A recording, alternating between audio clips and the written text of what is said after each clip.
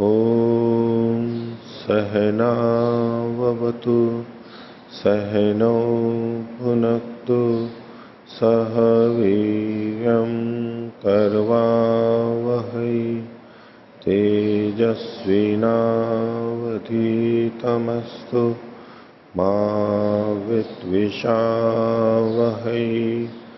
ॐ शांति शांति शांति।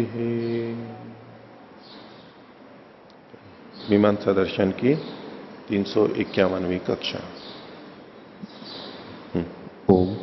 आचार्य जी, पृष्ठ संख्या 2410 पर हाँ। भाष्य की प्रथम अनुच्छेद की नीचे से दूसरी पंक्ति के अंत से हाँ। तथा नेन्द्रस्याग्नेश्च कश्चित विशेषः, हाँ। और यही पंक्ति दूसरे अनुच्छेद की दूसरी पंक्ति के अंत से है, न अस्त्यग्ने रिंद्रस्य व विशेष इति। हाँ। तो इस पंक्ति से सिद्धांति क्या कहना चाह रहा है? इन दोनों पंक्तियों से? हाँ, वाक्यों। हाँ, ये जो हरि के रूप में है ऐसा कुछ वहां प्रसिद्ध नहीं है। इनका जो विशेषण है यह है, यथा तु इमौ हर्तारौ प्रसिद्धौ कालेन सर्वम अपक्षीयते इति। काल से सब कुछ अपने आप धीरे धीरे क्षीण होता है। तो ऐसा इंद्र और अग्नि का कोई विशेष नहीं है कि ये उनके साथ में जुड़े। इंद्र और अग्नि में ऐसा कुछ नहीं है जो कि ये शब्द उनके साथ में समवेत हो गए, वो नहीं उससे जुड़ेगा, ऐसा ये कहना चाहते हैं।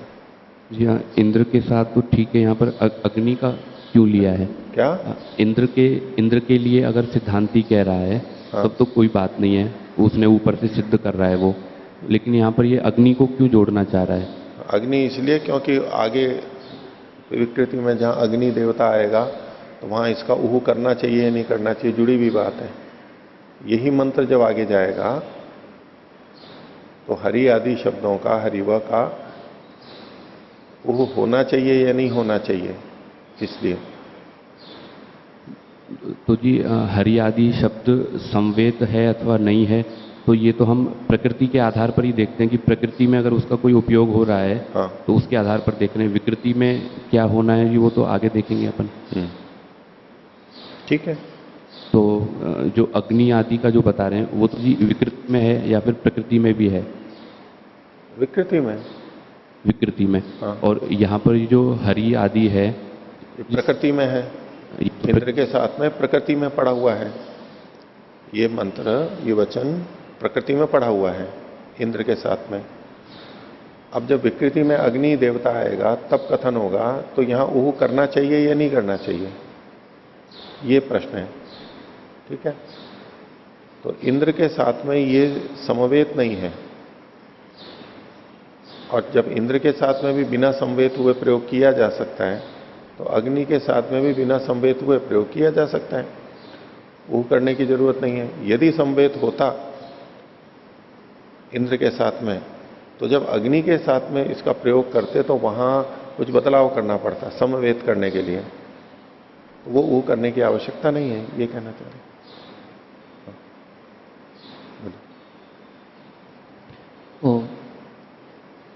आचार्य जी, इसी पृष्ठ में 2410 पृष्ठ में हाँ। दूसरे अनुच्छेद की जो प्रथम पंक्ति है उसमें कह रहे हैं कि अथ इंद्रस्य हर्तृत्वम विधीयते इति उच्यते। हाँ। सिद्धांति कह रहा है पूर्व पक्षी को कि अगर तुम कहते हो कि यहाँ पर जो पीछे 2408वें पृष्ठ में जो वचन आए हैं उन वचनों में यदि इंद्र के हर्तृत्व का विधान किया जा रहा है, ऐसा कहते हो, तो उसमें वाक्य भेद होता है। हाँ। तो यहाँ पर मुझे लग रहा है हर्तृत्व की जगह पे हरिवत्व तो नहीं कहना चाह रहे कहीं? क्या? हर्तृत्व की जगह पे हरिवत्व, हरिवा आगच्छ आदि जो कह रहे हैं। नहीं, वो तो हरि शब्द से ही हर्तृत्व लेना चाह रहे हैं। कि देखो, एक तो बात है कि पूर्व पक्ष और उत्तर पक्ष, अपर पक्ष, ये इंद्र के हरि हैं, ये एक कथन हुआ। पूर्व पक्ष अपर पक्ष हुआ इंद्र से हरि, इसी वचन पे केंद्रित है। वो उसके हरि हैं। हरि का मतलब हरण करने वाले। अब इसमें पूर्व पक्ष और अपर पक्ष को हरि नाम से कहा जा रहा है। इंद्र के हरि हैं। कौन है पूर्व पक्ष और अपर पक्ष? एक तो ये कथन हुआ, पूर्व पक्ष अपर पक्ष आ गया है। जब ये तो घटा नहीं, तो बोले कि यहां इंद्र का हर्तृत्व मात्र कहा जा रहा है, विधि की जा रही है हर्तृत्व की। इंद्र की हर्तृत्व की, वो हरणशील है, केवल इतने को कहा जा रहा है। अतः इंद्र से हर्तृत्व विधीयते करा तो हरिवा, हरि शब्द से ही जाएगा ये, ठीक है। लेकिन हरिवा आगच्छ यहां जो है, इससे उसके इंद्र के हर्तृत्व का कथन किया जा रहा है। अगर ऐसा मानते हैं तो फिर वाक्य भेद होगा कि इंद्र का हर्तृत्व कैसे है। तो ये दोनों इंद्र के हरि हैं, ये भी साथ में आएगा, क्योंकि वाक्य तो पूर्व पक्ष अपर पक्षो व इंद्र से हरि, ये भी कहना पड़ेगा, वचन तो है ही यहां पर। जी हाँ। आचार्य जी, इसमें जब यहाँ पर कहा है कि इंद्रस्य हरि, तो इंद्रस्य हरि कहने से इंद्र ही हरण करने वाला है, ये कैसे मतलब विधि हो सकती है? ये तो परिकल्पना में है कि अगर ऐसा कहो तो इंद्र का हरि, ये अर्थ जब नहीं घट रहा है तो ये लगेगा कि इंद्र के हर्तृत्व को कहा जा रहा है। कुछ दूसरा अर्थ करना पड़ेगा ना। पहला अर्थ जब नहीं घटा, उसमें दोष बताए, तो विकल्प करके वो कोई दूसरा अर्थ निकालेगा। वो क्या हो सकता है? वो हर्तृत्व के रूप में इन्होंने प्रस्तुत किया, संभावना में है नहीं। अथ, अगर वो ऐसा कहे, विकल्प के रूप में है ये, अथ इंद्र से हर्तृत्व विधीयते इत्युचित, अगर आप ऐसा कहो तो इस वाक्य से हर्तृत्व भी कहा जाएगा फिर, और साथ में इंद्र के ये दो हरि हैं ये भी कहा जाएगा। कहना तो ये भी पड़ेगा आपको, तो वाक्य भेद हो जाएगा। हर्तृत्व का विधान भी किया जा रहा है, इंद्र के हर्तृत्व की विधि की जा रही है, पहले नहीं पता था, नया कहा जा रहा है कि इंद्र में हर्तृत्व है और ये दोनों इंद्र के हरि हैं, ये भी कहा जाएगा। तो एक ही वाक्य से दो हो जाएंगे, इसलिए आप हर्तृत्व को भी नहीं बता सकते। तथा च वाक्यम भिद्येत इंद्र से एतौ हरि इत्येतदपि विधातव्यम, तो ये भी विधान करना चाहिए। तो दो चीजों का कथन हो जाएगा। अथैतन न विधीयते, अगर इसका विधान नहीं किया जा रहा है तो तथा स एव दोष, क्या दोष है? नास्तिर अग्नि इंद्र से व विशेष इति। हर्तृत्व का विधान करते, हरण करने वाला, इंद्र में ये चीजें नहीं होती। इंद्र को इससे रहित बताया ना ऊपर कि तथा न इंद्र से अग्नि है कश्चित विशेषा, इसमें कोई विशेषता तो है नहीं कि तत्र एभिर अभिधानम अग्नि प्राप्नोति एवं।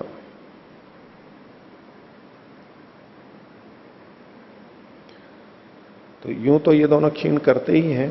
अग्नि भी, इंद्र मतलब वृष्टि अगर लें तो वो क्षीण करती है, अग्नि भी क्षीण करती है, जैसे काल क्षीण करता है, इतने में तो है। लेकिन पूर्व पक्ष और अपर पक्ष इंद्र के हरि हैं, ये नहीं बात बनेगी। पूर्व पक्ष अपर पक्ष अग्नि के हरि हैं, ये बात फिर भी नहीं घटेगी। मतलब इसमें अगर हम इंद्र के हर्तृत्व का तो विधान करेंगे, लेकिन इंद्र के हरि हैं इसका विधान नहीं करेंगे। इंद्र हरण करने वाला तो है, परंतु जिनको हम हरि नाम से पुकार रहे हैं, पूर्व पक्ष और उत्तर पक्ष ऐसा को, लोक में ऐसा प्रसिद्ध नहीं है। हाँ, तो उसकी अगर हम विधि नहीं करेंगे तो इंद्र से ही ये जुड़े हुए हैं, ऐसा नहीं आ पाएगा। तो इस कारण से अग्नि से भी जुड़ सकता है, इंद्र से भी जुड़ सकता है, ऐसा कहना चाह रहे हैं। अंत में क्या बोला? मतलब इंद्र के हर्तृत्व का ही विधान करेंगे। हाँ। और इंद्र के हरि हैं ये पूर्व पक्ष उत्तर पक्ष, इसको नहीं विधान करेंगे। तो अब ये पूर्व पक्ष उत्तर पक्ष इंद्र के भी हो सकते हैं और अग्नि के भी हो सकते हैं, ऐसा कहना चाह रहे हैं। नहीं, आप क्या कह रहे हो मेरे नहीं समझ में आ रहा है। इसको फिर से देख लीजिए कि अतः इंद्र से हर्तृत्व विधीयते, इंद्र के हर्तृत्व का विधान किया जा रहा है, तो वाक्य भेद होगा। क्यों वाक्य भेद होगा? कि इंद्र से ये तो हरि इत्यदपि विधातव्यम, ये भी विधान करना पड़ेगा।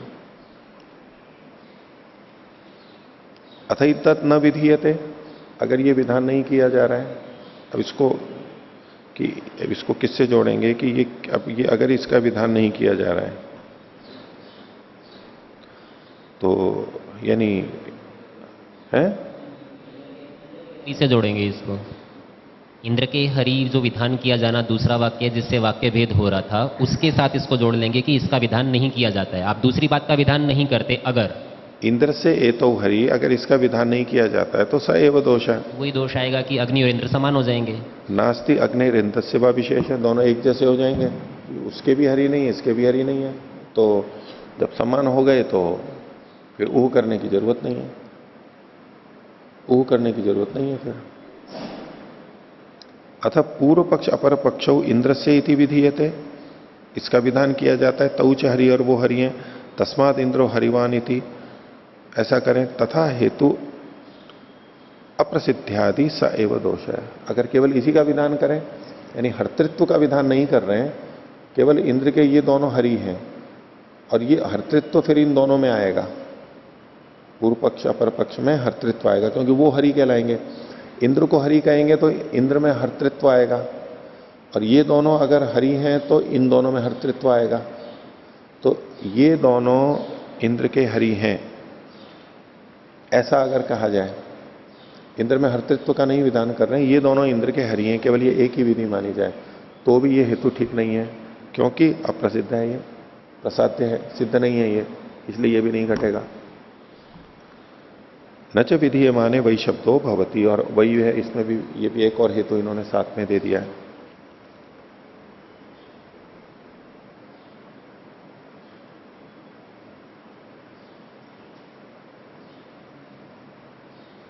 अगर ये दोनों समान हो गए, इंद्र के समान ही अग्नि हो गया, तो ऊह करने की जरूरत नहीं है। विशेष होता तो ऊह हो जाता, और समवेत होता तो ऊह होता, इसलिए इसका निषेध कर दिया इन्होंने। आचार्य जी, इसमें जो इंद्र से हरि कहने पर भी जो ये हर्तृत्व का विधान मतलब मान रहे हैं, मुझे ऐसे लग रहा है, ऐसे हो सकता है क्या कि इंद्र से हरि कहा है तो इंद्र के ये पूर्व पक्ष उत्तर पक्ष हरण करने वाले हैं, और आगे इन्होंने हेतु दिया है कि ताभ्याम ही ऐसा हरति, तो हरने वाला तो हो गया इंद्र और ये हरने के साधन हो गए, तो इस कारण से वो मतलब इंद्र में हर्तृत्व का विधान करना चाह रहे हैं। कर सकते हैं, कर सकते हैं, लेकिन सीधे सीधे अगर कहें ना इंद्र से हरि, हरि हालांकि द्विवचन है तो पूर्व पक्ष अपर पक्ष को तो लेना ही पड़ेगा, लेकिन सीधा वो ना करके बस केवल हर्तृत्व को कहा जा रहा है। कह सकते हैं वो परंपरा से कि ये साधन हो गए, लेकिन हरि हरि शब्द इन दोनों के लिए प्रयोग किया जा रहा है, तो हर्तृत्व इनमें आएगा, लेकिन इंद्र में भी कर सकते हैं, कोई बात नहीं है। यहाँ यदि हर्तृत्व शब्द के स्थान पर हरिवत्व या हरिवत्ता अर्थात इंद्र का संबंध हरिवान होने से ऐसा अगर कर देंगे, तो जो इससे आगे इसी पंक्ति के अंत से है इंद्र से एतौ हरि, ये संबंध तो यहाँ बनाया ही गया है, तो ये तो पुनरुक्ति दोष जैसा हो जाएगा। ये तो पुनरुक्ति दोष जैसा हो जाएगा। नहीं, पुनरुक्ति नहीं ना, एक में हर्तृत्व केवल कहा जा रहा है। ये तो कहा है, पर इसके स्थान पर यदि हम हरिवत्व या हरिवत्ता, इंद्र की हरिवत्ता का कथन कर दें, हाँ, जैसे दिलीप जी कह रहे थे इंद्र की हरिवत्ता का, हाँ, तो हरिवत्ता क्या होगी? इंद्र का हरिवान होना, हरि से युक्त होना। नहीं, वो हरि से युक्त मतलब पूर्व पक्ष अपर पक्ष से युक्त होना। जी। नहीं तो करेंगे तब तो एक ही बात हो जाएगी। हाँ, इसके अलावा हरिवत्ता और क्या है? हरणशीलता, बस। वो तो हर्तृत्व शब्द से ही आएगी, हरिवत्ता से तो नहीं आ सकती। नहीं आएगी। हर्तृत्व, हरि में जो हरणशीलता है बस वो हर्तृत्व, इसीलिए तो इन्होंने हर्तृत्व लिखा है। अगर मतलब हरिवत्ता का मतलब पूर्व पक्ष अपर पक्ष से युक्त होना, ऐसा अगर लेंगे तो अगले वाक्य में इसमें भेद नहीं रहेगा। तो विधान दो कह रहे हैं मतलब तो कुछ अलग अलग होना ही चाहिए, तो केवल हर्तृत्व ही कहना चाह रहे हैं। हर्तृत्व, अच्छा आप इनके वाक्य पे कह रहे थे। हाँ हाँ, नहीं, हर्तृत्व तो अलग चीज हो गई, और हरि वाले पूर्व पक्ष उत्तर पक्ष, पूर्व पक्ष अपर पक्ष वाला हरि, पूर्व पक्ष अपर पक्ष वाला इंद्र है, ये एक अलग बात हो गई।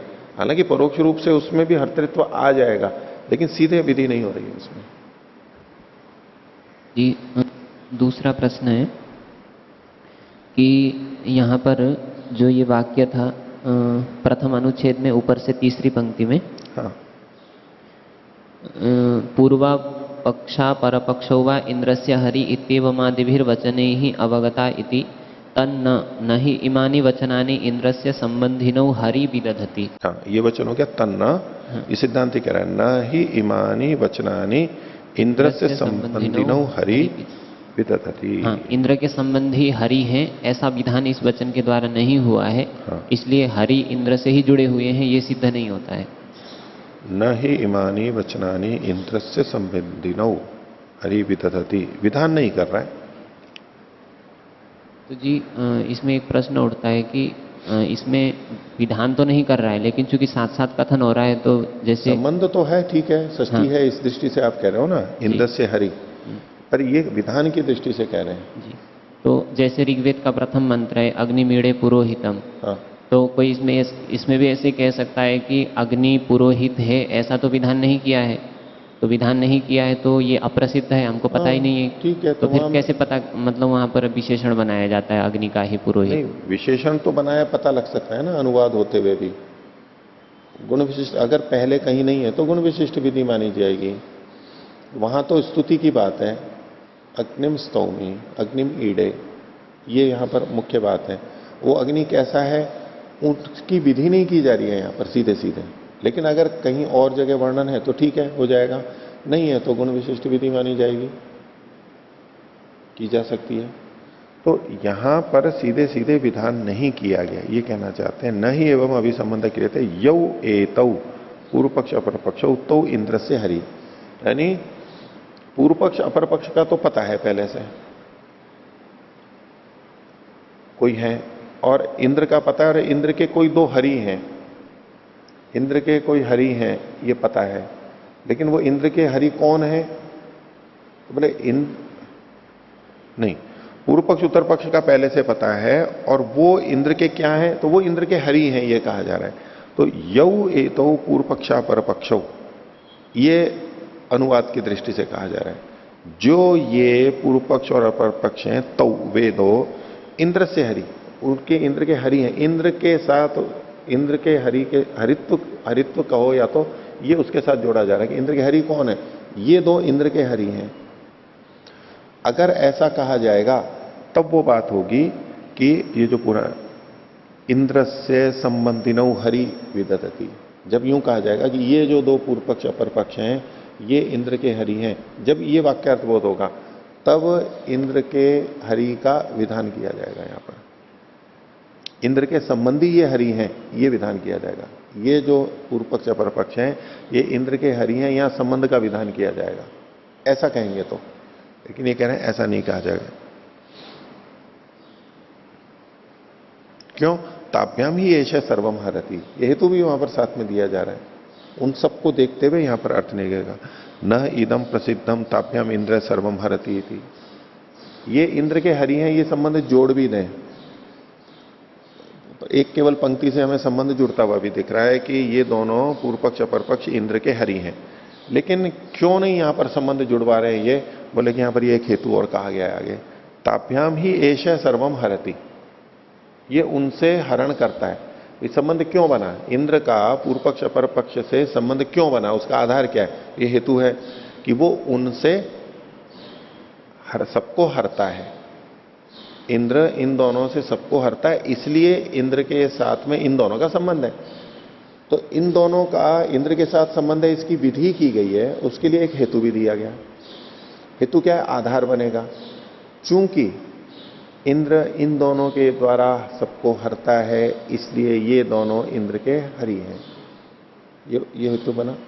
अब ये कह रहे हैं कि इंद्र इससे सबका हरण करता है, यही बात सिद्ध नहीं है।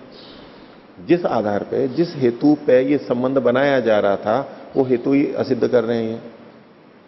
तो इसलिए ये वाक्य होते हुए भी पूर्व पक्ष अपर पक्ष इंद्र के हरि हैं, तो भी ये संबंध नहीं जोड़ा जा रहा है, क्योंकि जिस हेतु को कहा जा रहा है वो हेतु ही असिद्ध है।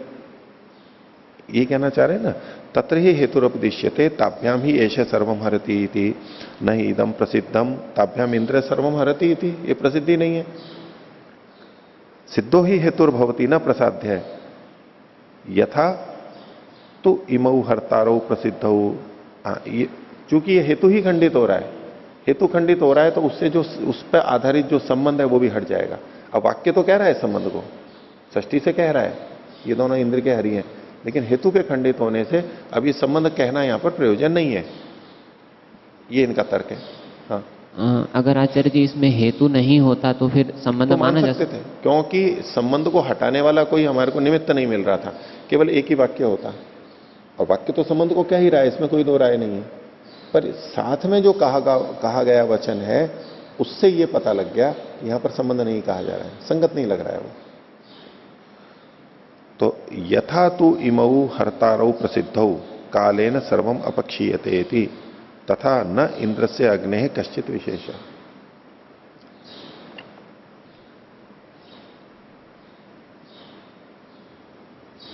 हाँ, जैसे एक लौकिक वाक्य है कि इस गुरु के ये दोनों शिष्य है, क्योंकि किस गुरु के ये इस गुरु के ये दोनों शिष्य है। ये जो शिष्य हैं, हाँ जी, इस गुरु के ये दोनों शिष्य हैं। हाँ जी, क्योंकि इनसे ये पढ़ते हैं। तो ये वाक्य को हम ठीक मानते हैं, जबकि यहाँ पे ये वाक्य इसलिए ठीक मानते हैं क्योंकि वो उससे पढ़े हैं, ये प्रसिद्ध है। ये हमको प्रसिद्ध नहीं है, तब भी प्रसिद्ध नहीं है तो कुछ न कुछ तो प्रमाण से सिद्ध होना ही होगा। अगर वो नहीं पढ़े हैं तो वहां पर वो संबंध भी नहीं आएगा। हाँ, आपको कुछ बोलना है आगे? इस गुरु के ये दोनों शिष्य हैं क्योंकि ये इससे पढ़े हैं। हाँ।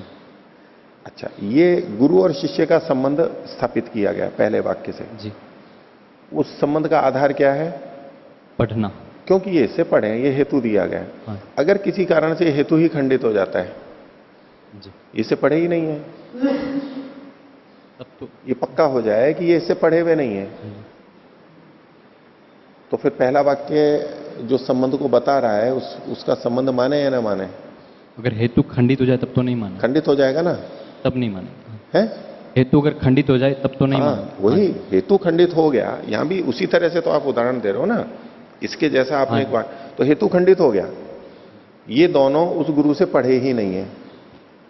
अब जो पहला वाक्य है वो गुरु शिष्य संबंध बताने के लिए नहीं हो सकता है।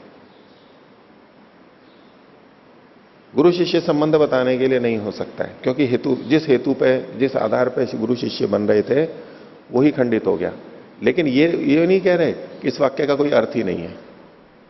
वाक्य का तो अर्थ है, वाक्य का तो अर्थ हमारे को निकालना ही पड़ेगा। वक्ता ने कुछ ना कुछ कहा है, लेकिन वक्ता क्या कह रहा है ये हमारे को विचारने की बात है। तो इस संबंध को तो नहीं कह रहा है यहां पर, ये पक्का हो गया। किंतु यहाँ जो हेतु को खंडित करने के लिए जो कारण बताया जा रहा है वो अप्रसिद्धि बताया जा रहा है। हाँ, इसी प्रकार अप्रसिद्धि होते हुए भी हम लोग फिर भी मान लिया जाता है कि गुरु कैसे, क्यों मानते हो? प्रसिद्धि न होते हुए भी कैसे मानते हो? किसी ने कहा तभी तो मानते हो। किसी ने कहा, इसी वाक्य से मान लेते हैं। हाँ, इसी वाक्य से मान लेते हैं। हाँ, ठीक है, इसी वाक्य से मान लेते हैं तो हम ये साथ में हमारे मन में रहता है कि ये प्रसिद्ध है, ये वचन बिल्कुल ठीक है। उसको खंडित करने के लिए अप्रसिद्ध है, इसके लिए आपके पास कोई ये नहीं है, आप कह नहीं सकते कि ये अप्रसिद्ध है। आपको क्या पता अप्रसिद्ध है? हमारे लिए तो हमारे लिए नहीं, अप्रसिद्ध होना चाहिए, वो प्रमाणित होना चाहिए कि प्रसिद्धि नहीं है। ये तो हमें नहीं, आपके लिए प्रसिद्ध नहीं है का मतलब है हमें नहीं पता है। हमें नहीं पता है ये हेतु नहीं है, लोक में है ही नहीं, प्रसिद्धि नहीं है, कोई कहता ही नहीं है, कोई बताता ही नहीं है कि ये पढ़े हैं वहां पर।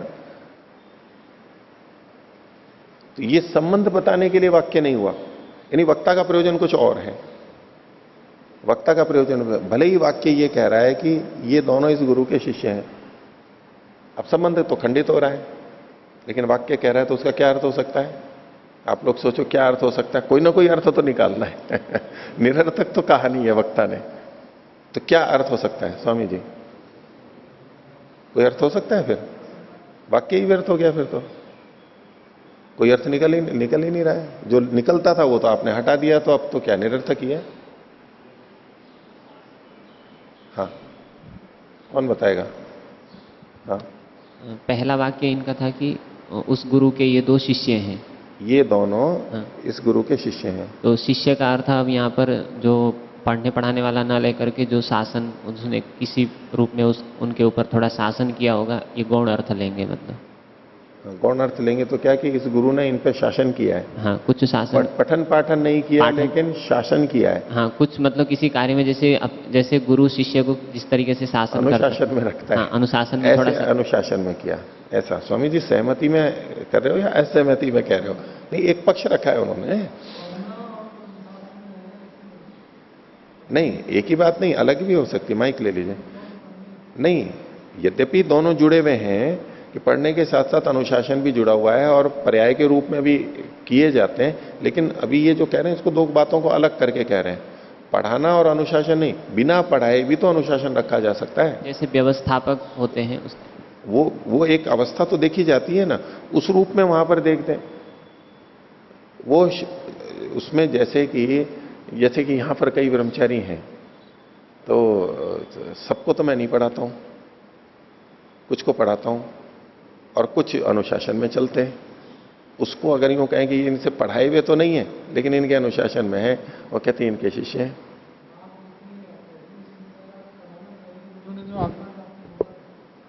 कि क्योंकि इन्होंने इनसे पढ़ा है, वहां पढ़ा है मतलब वो साथ में जुड़ा, क्योंकि इन्होंने इनके अनुशासन में रहा है। तो वो तो शिष्य खंडित हो सब- गया ना। नहीं, वो खंडित तब हुआ जब उन्होंने पढ़ा शब्द रखा है। हाँ। तो शिष्य के लिए जब दो अर्थ हम कर रहे हैं, वहां दोनों में से एक अर्थ केवल खंडित होने से दूसरा तो बनेगा नहीं। नहीं, देखो इन्होंने आगे क्या कहा, आपकी बात में पूरा युक्ति मैं ये संगत कहना नहीं चाहता समझ- हूँ, हाँ। शिष्य के लिए यदि हम दो हेतु रखते हैं, पहले उन्होंने जो कहा था कि जो जिससे पढ़ता है वो शिष्य है, हाँ। और यदि आप दूसरा पक्ष रखते कि जो पढ़ता नहीं है लेकिन उसका अनुशासन में रहता है। नहीं नहीं नहीं, ये इन्होंने जो बोला है उससे शिष्य की परिभाषा नहीं आ रही है।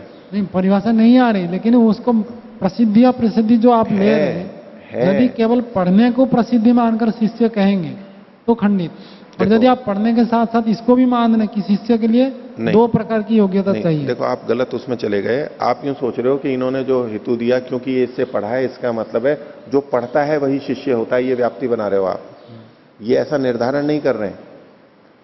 जो पढ़ा है वो भी शिष्य होता है, लेकिन इसका ये मतलब नहीं है कि निर्धारित हो गया कि जो पढ़ता है वही शिष्य होता है। इसका जो उन्होंने अनवर्थ संज्ञा ली शिष्य शब्द की, कि भाई अभी सुनना, शिष्य की जो अनवर्थ संज्ञा लेते हुए इन्होंने कहा क्योंकि पढ़ना वाला अर्थ तो घट नहीं रहा है, तो अन्य कोई अर्थ हो सकता है, इस कोई अर्थ तो हमें निकालना है। उसमें इन्होंने एक संभावना में कहा कि वो उसके अनुशासन में रहा और अनुशासन में रहने पर भी शिष्य शब्द का प्रयोग देखा जाता है।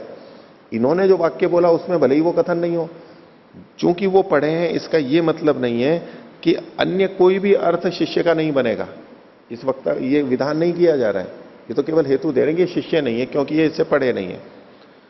आप कहें कि भाई ये दोनों हेतु अगर देते तब तो आप इसको भी हटा सकते थे, ले सकते थे। मेरा कहना है कि यदि आपने पढ़ने शब्द को खंडित करके उस हेतु को ही खंडित कर दिया, हेतु तो खंडित, आधा हेतु खंडित हुआ ना, आधा हाँ। हेतु तो बच्चा है, तो हेतु खंडित हो गया, उसको नहीं कह सकते आप। जो वाक्य बोला गया उसमें जो हेतु प्रस्तुत किया गया वो हेतु असिद्ध है, वो हेतु असिद्ध हो गया ना। वह हेतु असिद्ध है, मैं कि आपने वह हेतु नहीं कहा था। कौन सा? हेतु असिद्ध हो गया। हेतु असिद्ध मतलब सारे हेतु असिद्ध हो गए, तब तो ये बात आएगी। नहीं, देखो प्रसंग से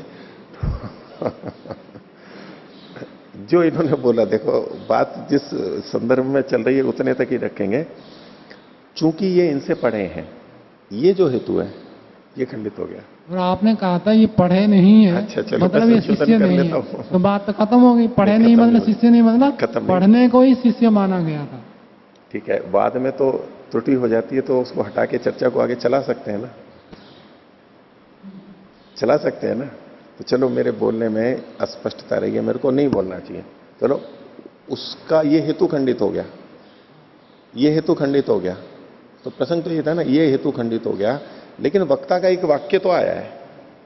अब उस वक्ता का क्या अर्थ हो सकता है ये हम विचार कर रहे हैं। जी। ठीक है, तो वो एक बात इन्होंने रखी है, हो सकता है ये भी बात हो सकती है। मैं तो दूसरी बात भी रख दूंगा। रखो ना भाई, ये थोड़ा ना कह रहे हैं कि इन्होंने जो रखा है वही हो सकता है। यदि आपने केवल उसी हेतु का खंडन करता, दूसरा हेतु भी हो सकता है। कल्पना करिए वो आपका तो सीधा शिष्य नहीं है, आपने आपसे सीधा पढ़ा नहीं है, लेकिन आपसे जिसने पढ़ा उससे ही वो पढ़ा है, तो उसको भी कहते हैं हम स्वामी दयानंद जी के शिष्य है, वहां भी कथित नहीं, होता है। वहां हम उनसे पढ़े नहीं, हम उनकी पुस्तकें तो पढ़ते हैं ना, हाँ, हम उनको गुरु भाव में स्वीकार करते हैं। हाँ, ऐसे ही मैं कह रहा हूं। हम उनकी पुस्तकों से पढ़ते हैं, एक साक्षात पढ़ना, एक पुस्तकों से पढ़ना, उनसे हम प्रेरणा लेते हैं, तो हम उनको अपना गुरु कह देते हैं। तो वो भी तो पढ़ना ही हो गया ना, लेकिन वहां वैसा भी नहीं है, मान लो। ये मैंने कहा ना, और भी हेतु आ रहे हैं इसमें। वो हेतु तो मूल पढ़ने का था। अब जब पढ़ने का निषेध कर दिया, पढ़ना जितनी भी तरीके से होता है वो सबका खंडन कर दिया। साक्षात पढ़ना, पुस्तक से पढ़ना, किसी भी तरह से पढ़ना मान लो निषिद्ध हो गया है। आचार्य से पढ़ना नहीं से है, आचार्य से किसी भी प्रकार नहीं पढ़ रहा है वो। किसी भी मतलब नहीं, साक्षात भी और पुस्तक से भी कैसे भी किसी भी तरह से नहीं पढ़ा, पढ़ने मात्र का निषेध हो गया अगर ऐसा मानो। यहाँ जिस समानता देखेंगे तो हरि स्वयं हरण तो कर रहे हैं, लेकिन हरि के द्वारा सूर्य हरण नहीं कर रहा है।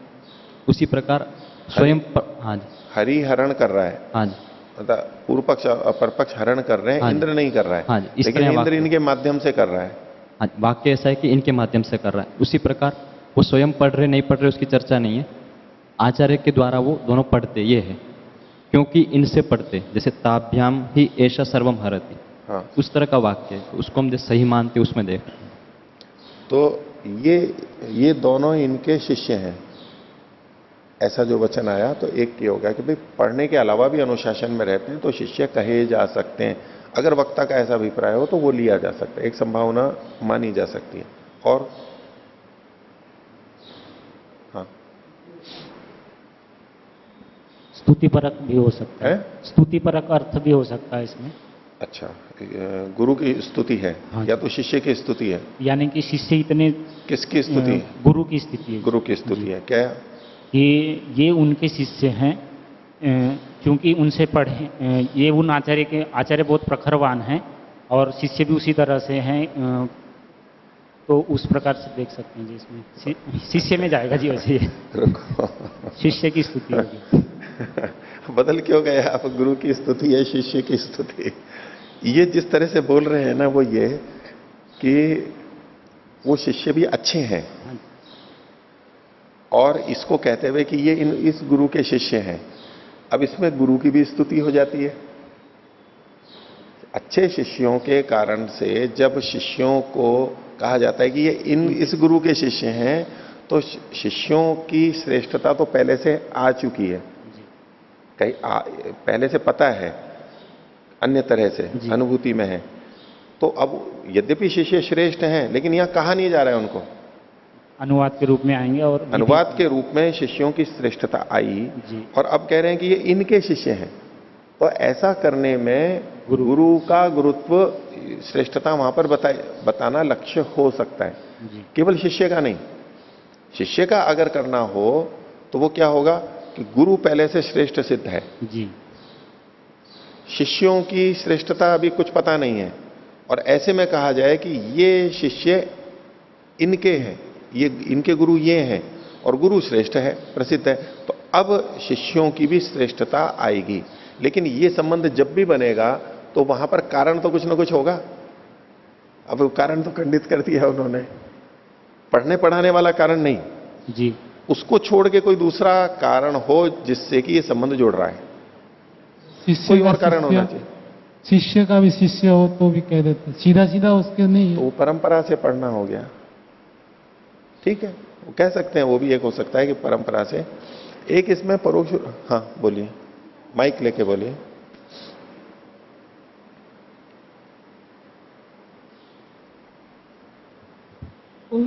आचार्य जी, पढ़ने पढ़ाने के अलावा यदि अवधारणाओं को या गुरु के सिद्धांतों को फॉलो कर रहे हैं तो भी वो भी सीखना ही हो गया।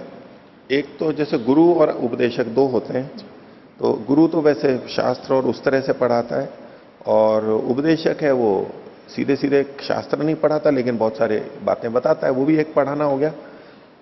उस पढ़ाने को भी अगर पढ़ाना मतलब शास्त्र वाला लें तो इसको बचा के ले सकते हैं गोबले वर्धनिया से, नहीं तो वो तो दोनों उसमें आ गए। जैसे कोई कर्मकांड है वो कभी पढ़ा नहीं है लेकिन जो नियमित कर्म है वो कर रहे हैं, उस तरह से नहीं, वो कुछ तो सीखा उसने, कुछ भी नहीं सीखा हो तो भी, तो उसमें भी हम कहीं ऐसे जाकर के कह सकते हैं कि गुरु और शिष्य में गुरु बड़ा होता है और शिष्य कम योग्यता वाला होता है, ठीक है। तो क्या कि ये दोनों तो इनके शिष्य हैं, यानी इनसे कम योग्य हैं, इनके शिष्य के बराबर हैं, शिष्य जैसे हैं, पढ़े नहीं है बिल्कुल भी उनसे। ये तो इनके शिष्य हैं, ये तो इनके चरणों में बैठने के योग्य हैं। अब यहां पर इनकी न्यूनता बताना है, पढ़ना पढ़ाना संबंध नहीं है, बस केवल एक अंश हमने ले लिया। शिष्य का मतलब है कम योग्यता वाला, गुरु का मतलब है अधिक योग्यता वाला। ये दोनों तो इनके शिष्य हैं। ये तो इनके नौकर हैं, नौकर रहा नहीं कोई, मतलब ये तो इनके नौकर के समान है। कई जने कोई अधिक धनी को वो कह दे, किसी को कह दे कि तू तो मेरा नौकर है, और मैंने कहा नौकरी की तुम्हारे, मैं नौकर मतलब तू तो मेरे नौकर के समान रखने लायक है। अथवा कोई किसी को कह दे आप स्वामी हो मेरे, तो स्वामी है नहीं वास्तव में, मतलब आप मेरे स्वामी के जैसे हो, आप इतने धनवान हो या आप इतने हो कि आप मेरे गुरु हो। जैसे कहते थे आप तो मेरे पिता हो, पिता है नहीं, मतलब पिता के समान है, मेरे पिता की आयु के बराबर है, मेरे दादा की आयु के बराबर है, आप तो मेरे दादा तुल्य हो। तो तुल्यता में भी वो सारे प्रयोग जो होते हैं, तो ये अर्थवक्ता का हो सकता है, हेतु खंडित। लेकिन अगर वो हेतु नहीं होता, इस वाक्य को देखो, वो खंडित नहीं होता, चूंकि ये इनसे पढ़े, पढ़ना वहां पर है नहीं, अब वास्तव में पढ़े नहीं है, वास्तव में पढ़े नहीं है, तो अब यहां पहली पंक्ति का अर्थ संबंध बनाना नहीं हो सकता। गुरु शिष्य का संबंध कोई बना रहा है, बता रहा है कि इसका, इन दोनों का गुरु शिष्य का संबंध है। गुरु शिष्य का संबंध यहां पर अब विधि के रूप में नहीं आ सकता है, बस ऐसी बात ये यहां पर कहना चाह रहे हैं। हाँ आचार्य जी, आपने जो व्याख्या की वो इस वाक्य की ये दोनों तो इस गुरु के शिष्य जैसे हैं, ये दोनों तो इस गुरु के शिष्य हैं, और वाक्य हमारा ये था कि इस गुरु के ये दोनों शिष्य हैं। एक ही बात है। आपका जो तात्पर्य जो आपने दिया, उसका वाक्य ऐसा होना चाहिए था उल्हाना में। अरे ये तो इस गुरु के शिष्य हैं, मतलब इस तरह से आएगा तो फिर उसका आप जो बोल रहे हैं उस तरह का भाव जाएगा। देखो उसमें दोनों के अलग अर्थ निकालते हैं। एक तो आप जो कह रहे हो कि ये दोनों इस गुरु के शिष्य हैं, ये दोनों इस गुरु के शिष्य हैं, और दूसरा है इस गुरु के ये दोनों शिष्य हैं। आप ऐसे भेद कर रहे हो। पहले वाले वाक्य में एक चीज और जोड़नी पड़ेगी, ये दोनों तो इस गुरु के शिष्य हैं, तब वो अर्थ जाएगा। ये दोनों तो इस गुरु के शिष्य हैं। नहीं, अब ये लहजा लगा रहा है, आपने शब्द में नहीं, आपने जो व्याख्या की वो तो इसी वाक्य की आ सकती है। ये दोनों तो इस गुरु के शिष्य हैं, ये दोनों तो इस गुरु के शिष्य हैं, मतलब कि वो कम योग्यता वाले हैं, आप ऐसा कहना चाह रहे हो। कम योग्यता वाले, गुरु ये अधिक योग्यता वाला है, मतलब जो गुरु है उसकी अपेक्षा इनकी योग्यता है तो विद्वान। सामान्य जनता की दृष्टि से वो तीनों विद्वान हैं। अब वो कोई तुलना में कह रहा है कि ये दोनों तो इसके शिष्य हैं, ये कह रहे हो। और दूसरा वाक्य क्या कह रहे हो, इस गुरु के ये दोनों शिष्य हैं, इस गुरु के ये दोनों शिष्य हैं, इसका क्या अर्थ लोगे? तो कोई आक्षेप जैसी और कोई उल्हाना जैसी या फिर कोई व्यंग जैसी बात नहीं है, वहां पर तो एक साधारण कथन कहा जा रहा है। हाँ, उसके अंतर्गत हाँ वहां भी ले सकते हैं, लेकिन हाँ ये बात यहां ज्यादा स्पष्ट होती है कि ये दोनों तो इस गुरु के शिष्य हैं। आपका वाक्य क्या था? वाक्य तो यह था कि इस गुरु के ये दोनों शिष्य हैं, इस गुरु के ये दोनों शिष्य हैं। हाँ, लेकिन इस वाक्य से जो आप अर्थ निकाल रहे थे निकल सकता है, जैसे वाक्य का लहजा बदल दे हम, इस गुरु के ये दोनों शिष्य है, मतलब शिष्य के बराबर है। ठीक है,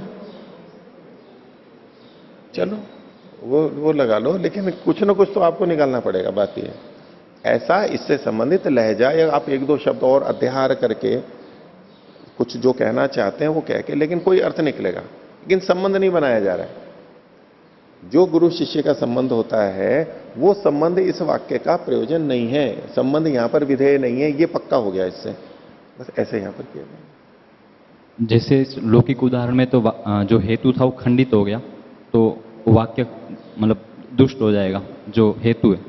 लेकिन यहाँ जैसे हेतु दुष्ट हो गया। हाँ, हेतु वास्तव में घट नहीं रहा है। हाँ, कथन तो किया गया लेकिन हेतु घट नहीं रहा है वहां पर। हाँ, लेकिन जो यहाँ जो हेतु है, ताभ्याम ही ऐसा सर्वम हरति, ये हेतु अगर अप्रसिद्ध है, मतलब ये खंडित हो जाएगा हेतु के रूप में, तो इसकी संगति कैसा लगेगा यहाँ पे? कुछ नहीं, तो फिर दोष है इसका। हाँ, फिर अब लक्षणा में जाएंगे हम।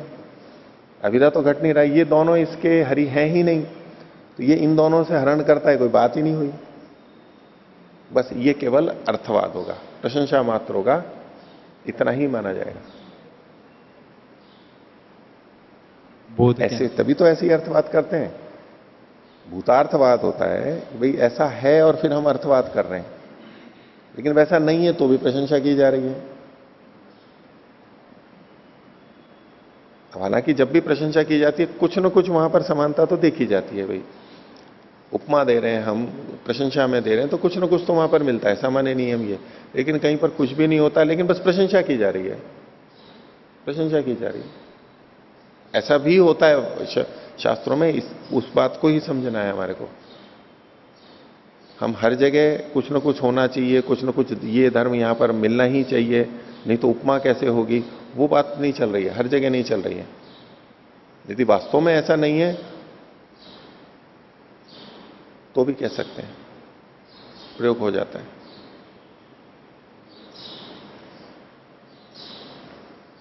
और कुछ? कल मैं ये मंत्र बोल रहा था, नय वै स्त्रैणानि सख्यानि संति साला वृकाणाम, साला वृकस से नहीं है, वृकाणाम है वो, साला वृकाणाम हृदयानि एता। ये दूसरी पंक्ति है। ये पुरुरवा और उर्वशी की जो कथा है ना, राजा पुरुरवा राजा और उर्वशी, इन दोनों के बीच की वो संवाद है उसमें मंत्रों में, उसमें ये उर्वशी के मुख से कहा गया है, उर्वशी के मुख से कहा गया है।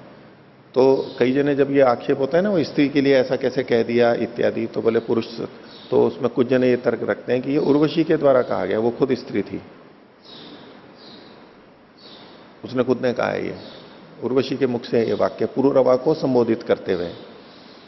और इसकी दूसरी संगति एक और भाष्य में देख रहा था, उन्होंने ऐसे लगाई कि पुरुरवा ने उर्वशी को कभी ऐसा बोल दिया,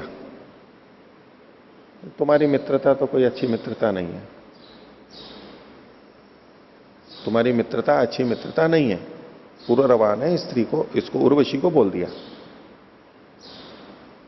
अब वो बात उर्वशी के मन में आ गई, चुभ गई, इसने ऐसा कहा था।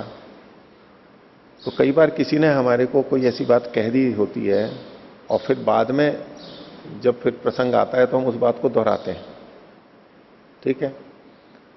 जैसे कि किसी विद्वान से किसी ने कहा कि आप क्या जानते हो, आपसे क्या पूछूं मैं, ठीक है। और वो बात उसके मन में बैठ गई, इसने ये कहा था, भूलता था एरिया, तो ऐसी बातें याद रहती है। अब कभी फिर वही व्यक्ति उनके पास कुछ पूछने के लिए आया जी थोड़ा ये बता दो तो ऐसे में वो उस वाक्य को दोहराएगा, मेरे से क्या पूछ रहे, मैं तो कोई विद्वान तो हूं नहीं, जाओ उनसे पूछो जो विद्वान है आपके मत में, उनसे पूछो जो जिनको आप योगी मानते हो, मैं तो योगी नहीं हूं, मैं तो साधक नहीं हूं। ऐसा जब कथन किया जाता है, अब ये कथन उल्हाने में है, ये कोई सिद्धांत कथन नहीं कर रहा है वो वक्ता कि मैं विद्वान नहीं हूं, वो अपने आप को विद्वान मानता है, समाधान भी करता है, लेकिन ये उसके वाक्य का अनुवाद है, उद्धरण उद्धृत कर रहा है और उसको उल्हाने के रूप में कह रहा है कि आप तो ऐसा मानते थे तो अब यहां क्यों आए हो, ठीक है। इसी तरह से उन्होंने ऐसा अर्थ किया कि पुरुरवा ने पहले उर्वशी को ऐसा बोल दिया था कि तेरी मित्रता क्या मित्रता है, अच्छी मित्रता नहीं है, और वो उर्वशी को चुभ गई बात, वो तो अपने को अच्छा मित्र मानती थी। अब फिर पुरुरवा उर्वशी के पास में आया तो उर्वशी अब पुरुरवा को उसकी बात बता रही है कि बोले आप कहते थे कि भाई नहीं, स्त्रियों की मित्रता तो कोई मित्रता ही नहीं होती है, स्त्रियों से तो मित्रता सच्ची हो ही नहीं सकती है। ये पुरुरवा ने पहले उर्वशी को कहा, अब उर्वशी उल्हाने के रूप में कह रही है कि नहीं भाई स्त्राणी सख्यानी संति। एक और दूसरा वाक्य आजकल प्रसिद्ध है कि स्त्री और पुरुष में मित्रता नहीं हो सकती, स्त्री और पुरुष में मित्रता नहीं हो सकती। एक वाक्य बहुत प्रचलित है कि स्त्री और पुरुष मित्र नहीं हो सकते।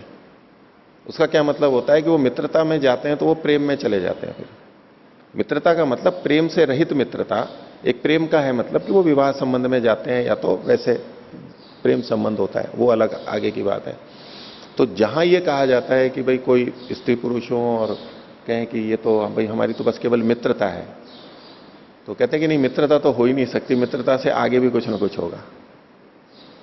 ऐसा लोक में बहुत प्रचलित है, फिल्मों में भी और इधर भी बहुत चर्चा का विषय रहता है। तो कुछ लोग कहते हैं कि नहीं, ये कोई आवश्यक बात नहीं है। आपस में मिलते जुलते हैं तो कहते हैं कि भाई आपका इनसे क्या संबंध है, तो कहते हैं बस मित्रता है, फ्रेंड है। बोले केवल फ्रेंड है या कुछ और भी है? तो बोले नहीं केवल फ्रेंड है। तो वो कहते हैं कि नहीं केवल फ्रेंड तो हो ही नहीं सकते, केवल मित्रता तो हो ही नहीं सकती। तो लेकिन उसमें भी स्तर होते हैं अलग अलग। कोई जने कहते हैं कि नहीं, अब जैसे किसी के साथ साथ पढ़ते हैं तो बहुत सारे संबंध, बहुतों से मित्रता होती है, मिलना जुलना होता है, तो बोले नहीं ये इससे केवल मित्रता है और इससे मेरा आगे का संबंध है। ऐसे वो भी अंतर भी होता है, लेकिन एक प्रचलन में आता है। तो नैव स्त्रैणानि संख्यानि सन्ति, स्त्रियों से मित्रता नहीं होती, वो मित्रता से आगे जाती है, केवल मित्रता नहीं रहती है। लेकिन यहां आगा कि सालावृकस्य सालावृकाणाम हृदयानि एता, वो मित्रता तात्पर्य वहां अगला वाक्य भी तो देखेंगे ना, तो ऐसा नहीं लेंगे इसका अर्थ कि सालावृक का एक तो उन्होंने अर्थ किया कि चंचल बंदर के समान होती है, यानी चंचलता उनमें होती है, अस्थिरता रहेगी एक तो। और एक अर्थ है कि भाई भेड़िए के समान, जैसे भेड़िया खा जाता है ऐसे उनसे मित्रता होगी तो वो खा जाएंगी, हानि कर देंगी, इस तरह से दूसरा अर्थ लगा के लेते हैं। लेकिन इन सब में स्त्री के प्रति आक्षेप आता है कि भाई स्त्री के लिए ऐसा कैसे कह दिया गया। तो इन्होंने जो अर्थ किया, ये उर्वशी कह रही है। एक तो है कि भाई स्त्री मुख से कहला है, बोले नहीं ये उलाहने के रूप में कह रही है, याद दिला रही है कि अच्छा आपने तो ये कहा था ना, फिर अब क्यों मेरे पास आए हो, अब क्यों मित्रता की बात कर रहे हो मेरे से। हाँ, अब ये फिर विवेचना की बात होगी कि यहां कौन सा अर्थ लिया जाए। बहुत सारे प्रसंग से पूरा पुरुरवा उर्वशी संवाद पूरा जो है सारे मंत्र, उन सबको देखते हुए फिर इसके ठीक अर्थ पर हम जा सकते हैं। नहीं तो एक मंत्र को लेंगे बहुत सारी चीजें करते हैं ना। हाँ जी, ये सूक्त देखा था तो ये पूरा की पूरा सूक्त जी मतलब स्त्री पुरुष के काम संबंधित चर्चा को लेकर के है। तो और फिर इसमें ब्रह्ममुनि जी ने जो इसका अर्थ जो किया था, तो उसमें वो लिखते हैं कि स्त्री से काम संबंधी जो मित्रता है वो कल्याणकारी नहीं होती है, वो हितकर नहीं होती है, उस तरह से लेते हुए स्त्री से स्त्री के रूप में जो मित्रता होती है वो कल्याणकारी नहीं होती। केवल उतने को अगर लेकर के कोई चलता है तो वो पतन की तरफ ले जाएगी। लेकिन वैसे अगर मित्रता होती है अच्छे अर्थों में और भी उससे, तो वो उन्नतिकारक भी होती है, हो सकती है।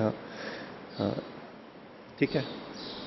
इसकी पुस्तक मेरे पास नहीं मिली, मैंने किसी को दे दी है, क्या हुआ, एक खंड जो है मेरे पास मिला नहीं इसका। चलो चले आगे चले। हाँ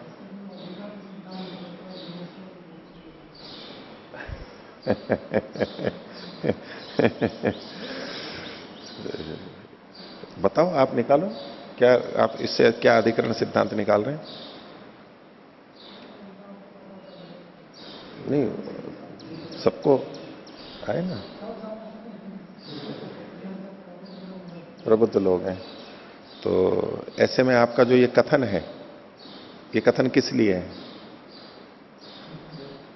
आपने जो ये बोला कि इसका अधिकरण सिद्धांत, तो प्रबुद्ध लोग हैं ही, सब समझ ही गए होंगे। तो क्या अधिकरण सिद्धांत है? पहले जो कभी उत्साह में आकर कह देते कि गृहस्थ भी मोक्ष में चला जाएगा, उसका यहाँ निराकरण होता है, इसको ध्यान रखने की। उत्साह में आकर के बोलते थे? अच्छा, प्रौढ़ी मात्र। और दूसरे जो बोलते थे वो बिना उत्साह के बोलते थे? नहीं, वो यथार्थवाद है, तत्व यथार्थ, वो उत्साह के नहीं बोलते थे। तो यथार्थ से उत्साह नहीं आता है? नहीं, यथार्थ होते हुए भी उत्साह नहीं आएगा क्या? जब यथार्थ बोलने पर भी उत्साह आता है, फिर भी वहां उत्साह का तो अन्य अर्थ करना पड़ेगा। वहां या यथार्थ ना होते हुए एक व्यक्ति उत्साह में कह रहा है, ऐसा अर्थ वहां करना पड़ेगा। अच्छा, पुरुषों की मित्रता तो हो सकती है ना? वो तो श्रेष्ठ है, वो तो श्रेष्ठ है। तो स्त्री जब पुरुष से मित्रता करेगी तो वो तो श्रेष्ठ है ना। पुरुष स्त्री से करेगा वो ठीक नहीं है, तो ऐसे में पुरुष को मुक्ति नहीं होगी गृहस्थ में रहते हुए। लेकिन पुरुष की श्रेष्ठता तो, पुरुष की मित्रता तो श्रेष्ठ है। स्त्री जब पुरुष से मित्रता करेगी और वो गृहस्थ में जाएगी तो उसकी तो मुक्ति हो सकती है ना। नहीं पूरा, अब इसमें दोनों पक्ष हो गए ना, फिर वो पुरुष भी तो स्त्री के साथ मित्रता करेगी। यदि केवल स्त्री पुरुष के साथ करे और पुरुष ना करे, ऐसे पक्ष आपका तो है नहीं। नहीं, दोनों ने की है, दोनों ने मित्रता की है। दोनों मित्र मतलब ये पुरुष वाला तो ये वाला तो खंडित हो गया। तो पुरुष दोनों की दोनों मित्रता तो दोनों ने की है, और आप जिस तरह अर्थ निकाल रहे हैं तो पुरुष मुक्ति में नहीं जा पाएगा। ऐसे मैंने कहा ही नहीं आचार्य जी, ये तो आप अलग अर्थ निकाल नहीं, दिए। आप क्या कह रहे हो? मैं कह रहा हूँ जब पुरुष स्त्री के साथ मित्रता करे अथवा स्त्री पुरुष के साथ मित्रता करे, गृहस्थ आश्रम संपादित होता है। हाँ। और गृहस्थ आश्रम संपादित हुआ तो मतलब मोक्ष में नहीं जा सकता। नहीं, वो यहां से कहां से निकल रहा है? यहाँ से निकला इसलिए कि पहली बात तो यहाँ गृहस्थ की बात नहीं है, और अगर मानो भी तो वो तो एक तरफा ही तो कहा गया है यहाँ पर। मैं नहीं नहीं, तो एक आप तरफा दोनों तो तरफ क्यों लगा रहे हो? आप एक तरफा देख रहे हैं इसको, ये वास्तव में एक तरफा थोड़ी है। स्त्री के साथ मित्रता उचित नहीं है। अब ये पुरुष स्त्री के साथ मित्रता करेगा, अब जब पुरुष स्त्री के साथ मित्रता करेगा, स्त्री का पुरुष के साथ हो गया, ये मतलब ये गृहस्थ आश्रम को ही ऐसे कह रहे हैं। रविशंकर जी। आचार्य जी, इसी सूक्त का जो अंतिम जो मंत्र है, तो उसका जो भावार्थ है जो ब्रह्ममुनि जी ने किया है, और जो पदार्थ है, एक तो ये, और दूसरा इस सूक्त का जो विषय है पूरे सूक्त में, तो उसमें एक तो गृहस्थ में रहते हुए अत्यधिक काम वासना का निषेध, और दूसरा अन्यों के साथ जो व्यभिचार है उसका निषेध है। और इसी चीज़ को लेते हुए अंत में इस सूक्त में उपसंहार करते हुए बताया कि जो गृहस्थी केवल संतान उत्पत्ति के लिए ही संपर्क करता है तो उसको स्वर्ग उ, ऐसा वेद मंत्र का पद है, तो उसका उन्होंने अर्थ किया है कि स्थिर मोक्ष को प्राप्त होता है, स्थिर सुख को प्राप्त होता है। तो जो स्वामी जी कह रहे हैं कि ये तो मोक्ष से हटाने की बात है, वेद मंत्र से तो बल्कि पुष्ट हो रही है कि मोक्ष को ले जाने वाली बात है। तो नहीं, ऐसा होगा, ऐसी मित्रता होगी तब तो ठीक है, वो तो गृहस्थ में सुखी नहीं रहेंगे वो तो। लेकिन ऐसी ही सदा ऐसा ही होगा, ये थोड़ा ना, ऐसा थोड़ा ना कहा जा रहा है, ऐसी विधि थोड़ा ना की जा रही है। वही शब्द है यहां पर, विधि नहीं की जा रही है, ऐसा प्रसिद्ध है। ये वही के उदाहरण के लिए ही तो दिया है इन्होंने, प्रसिद्ध वचनों ही एषः दिष्टः, ऐसा प्रसिद्ध है, ऐसा प्रसिद्ध है। आत्मा वारे द्रष्टव्यो विधान है, सीधा वही है, वही नहीं है वहां पर आचार्य जी। वही कोई संधि कार्य होकर वाह बना है, वाह है वहां पर, अरे देख वाह है। यद्यपि यहां भी वाह है, लेकिन यहां तो वही शब्द है ये। हाँ, यहाँ नहीं, ये तो इन्होंने लिखा, यहाँ लिखने में आ रहा है, लेकिन वही मिलता है। वहां तो हमेशा आत्मा वाह रे, वहां तो वाह ही है।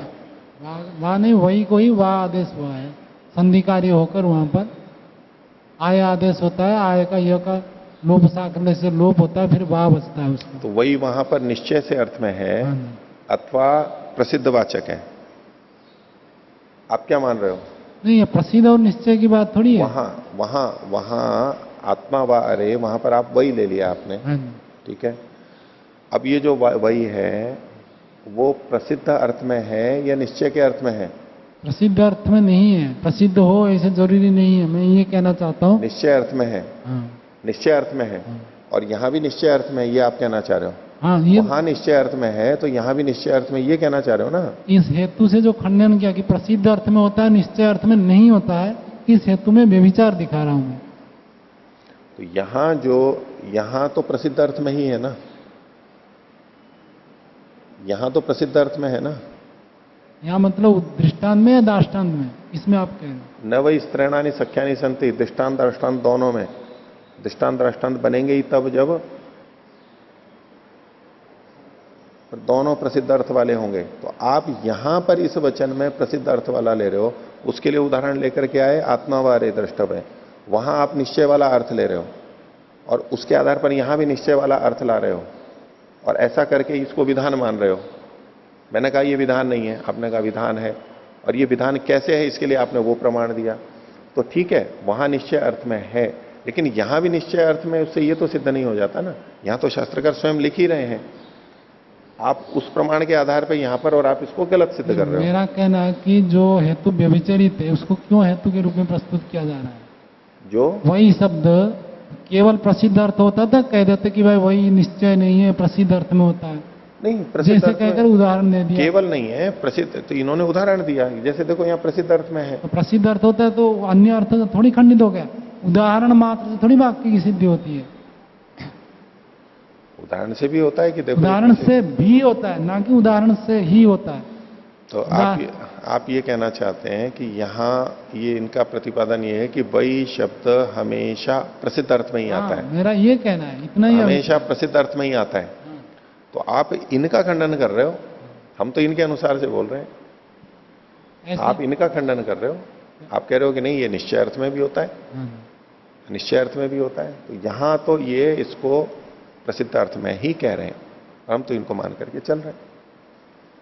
यहाँ मतलब आपका मानना अलग है तो ठीक है। नहीं, यहाँ मतलब सभी शास्त्रों में आप कह रहे हैं क्या, केवल यहाँ पर तो हो भी सकता है प्रसिद्ध अर्थ में भी उदाहरण। मेरा तो प्रतिज्ञा है नहीं कि भाई प्रसिद्ध अर्थ में वही होता ही नहीं है, मैंने तो ये कहा नहीं। ये हेतु तब बनेगा, इनका ये कहा हेतु ये बनेगा तब बनेगा जबकि वो प्रसिद्ध अर्थ में ही हो। हाँ, ये बात है। हाँ, तो उसका आप खंडन कर रहे हो, निश्चय अर्थ भी उसका आप खंडन कर रहे हो जी, निश्चय अर्थ भी मिल रहा है। हाँ, प्रत्यक्ष हाँ, दूसरा मिल रहा है। उसका तात्पर्य ये हुआ ना, वो तो हो ही गया कि दूसरा मिल रहा है। उसका मतलब है कि आप इसका खंडन कर रहे हो। हम तो सत्य व ग्राही है, जो सत्य है उसी को ग्रहण करते हैं। शास्त्र भले ही कुछ भी कहता हो, हम तो सत्य के ग्राही हैं।